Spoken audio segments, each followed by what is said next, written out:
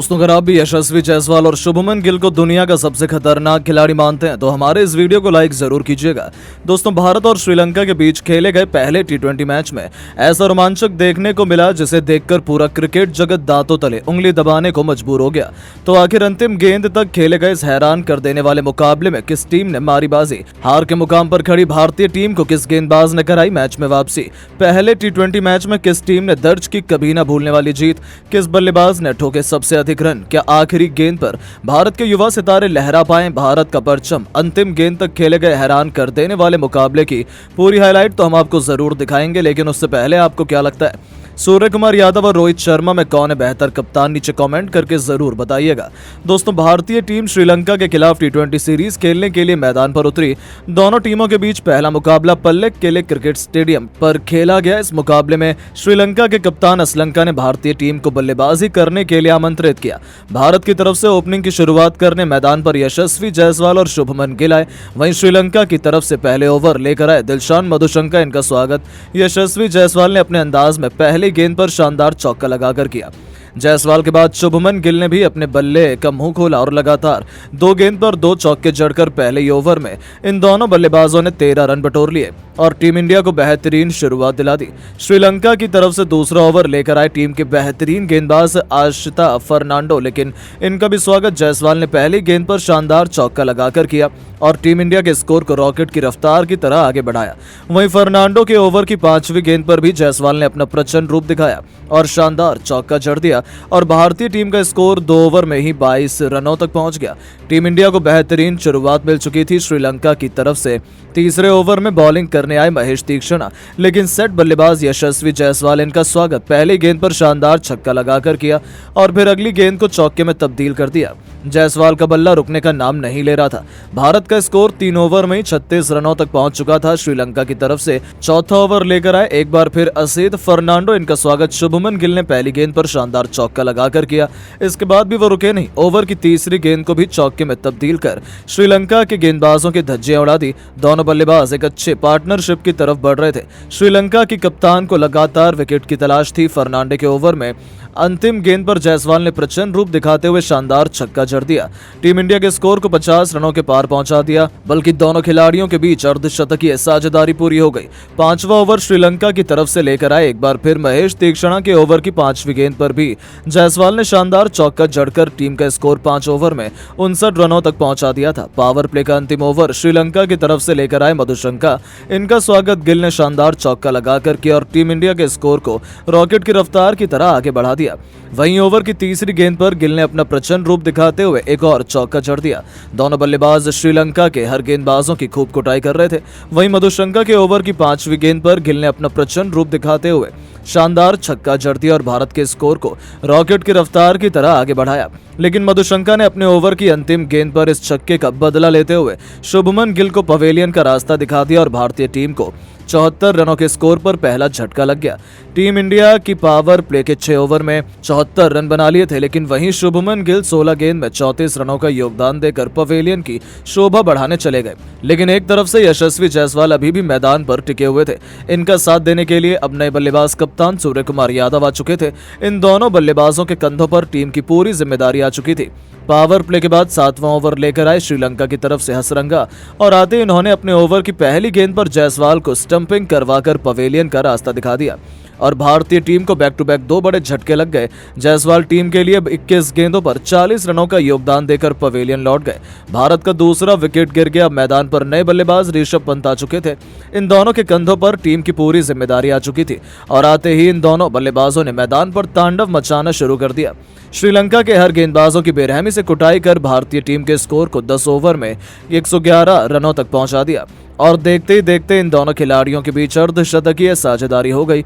सूर्य कुमार यादव तो बेरहमी से श्रीलंका के गेंदबाजों की कुटाई कर रहे थे।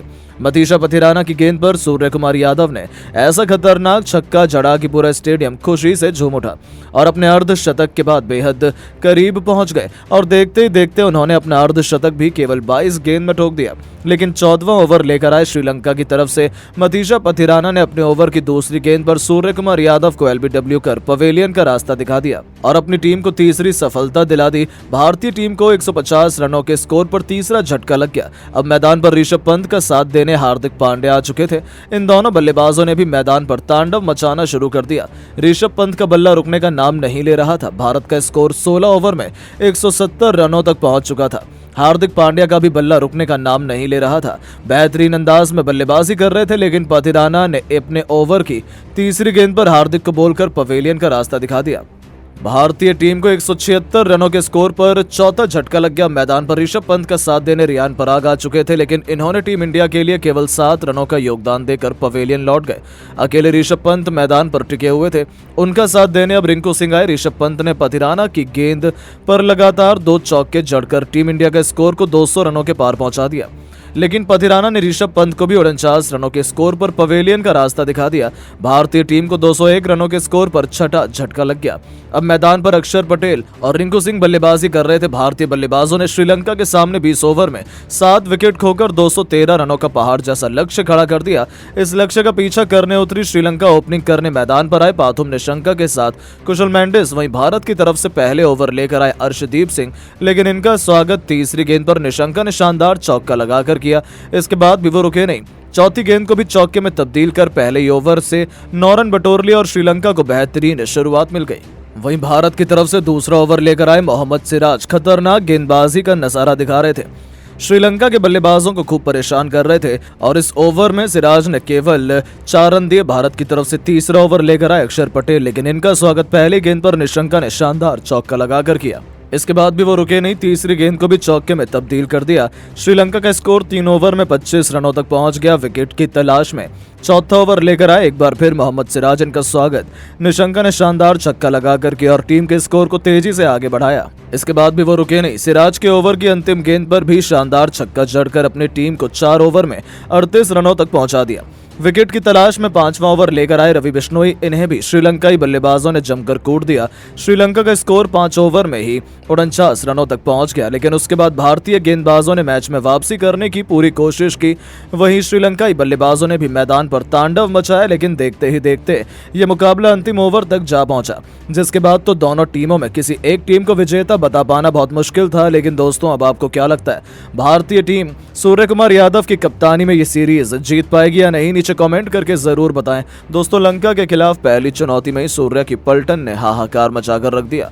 पल्ले किले क्रिकेट स्टेडियम में पहले T20 मुकाबले में लंका ने जब टीम इंडिया को पहले बैटिंग करने का न्योता दिया तो ये उनके लिए अपने पैरों पर ही कुल्हाड़ी मारने के समान साबित हुआ, क्योंकि मैदान में उतरे यशस्वी जायसवाल और शुभमन गिल तो सर पर कफन बांध कर आए थे। उसके बाद उन्होंने चौके छक्कों की ऐसी सुनामी लाई कि 6 ओवर खत्म होने से पहले ही 70 रनों का आंकड़ा टीम इंडिया पार कर चुकी थी। 5.5 ओवर में उन्होंने 74 रनों की ओपनिंग पार्टनरशिप बनाकर लंका के खेमे में हाहाकार मचा दिया। गिल 16 गेंद में 34 रन बना गए थे। यशस्वी ने 21 गेंद पर 5 चौके और 2 तूफानी छक्कों से सजी 40 रनों की विस्फोटक पारी खेल दी तो उनका विकेट जाने के बाद लंका पर कहर बनकर टूट पड़े कप्तान सूर्य कुमार यादव। मैदान में आते ही तूफानी छक्के से खाता खोलने वाले इस खिलाड़ी ने ऋषभ पंत के साथ मिलकर लंका के गेंदबाजों को बेदर्दी से धोया। उनके मैदान पर ही उनकी इज्जत उतारते हुए उन्हें इस तरीके से पीटा कि उनके फैंस को भी उन पर तरस आने लगा।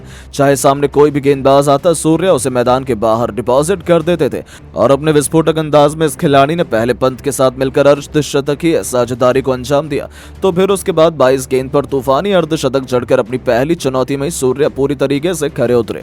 26 गेंद पर 8 खतरनाक चौकों और 2 तूफानी छक्कों से सजी 58 रनों की उनकी पारी ने टीम इंडिया को इस मैच में लगभग चैंपियन ही बना दिया था। और तभी तो शानदार उनकी बल्लेबाजी देखकर तो पूरी दुनिया दंग रह गई। यहाँ तक कि अब दुनिया भर के कई बड़े बड़े दिग्गजों के रिएक्शन भी निकलकर सामने आए हैं। जी हाँ दोस्तों, सबसे पहले तो खुद God of cricket Sachin Tendulkar ने भारतीय टीम की खूब तारीफ की। उन्होंने कहा कि यह नया दौर है टीम इंडिया का, जिस तरीके से इसकी शुरुआत हुई है मुझे लग रहा है कि एक और वर्ल्ड कप की ट्रॉफी हमसे काफी दूर नहीं है। और चाहे यशस्वी जायसवाल हो, चाहे शुभमन गिल या फिर सूर्य और पंत ही क्यों ना हो, ये सभी खिलाड़ी अपने आप में T20 के चैंपियन है और दिग्गज हैं। और ये मैच देखकर एक बात तो साबित हो गई कि इस वक्त टीम इंडिया से बेहतर बेहतर टीम दुनिया में कोई नहीं है, मुझे इन सब पर गर्व है। तो दोस्तों, लंका के महान दिग्गज महिला जयवर्धने की तो आंखें फटी की फटी रह गईं। उनका कहना है कि सच कहूं तो मुझे भारतीय टीम से जलन हो रही है।